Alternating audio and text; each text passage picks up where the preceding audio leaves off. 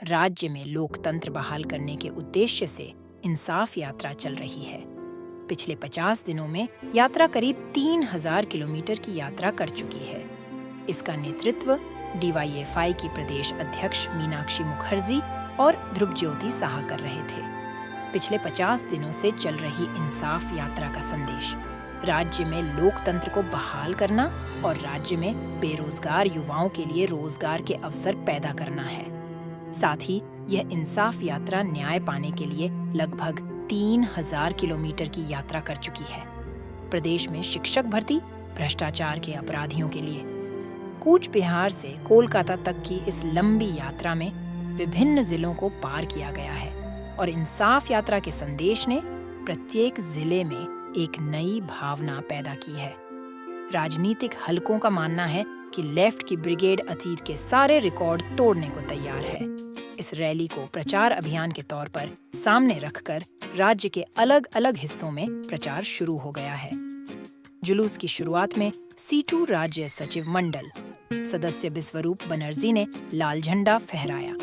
एक विशाल बाइक जुलूस इस्पात क्षेत्र की विभिन्न सड़कों से गुजरा। संदेश साफ है, उन्होंने कहा कि उन्होंने क्षेत्र की जनता से बाइक प्रमोशन के माध्यम से 7 जनवरी की ब्रिगेड जनसभा को ऐतिहासिक जनसभा में बदलने की मांग और अपील की है। उन्होंने कहा कि राज्य में व्याप्त भ्रष्टाचार के मुखिया को तुरंत सजा दी जानी चाहिए और राज्य में चुनाव के माध्यम से प्रशासकों की नियुक्ति तुरंत बंद की जानी चाहिए और लंबे समय से सड़कों पर फंसे बेरोजगार युवाओं को नौकरी दी जानी चाहिए।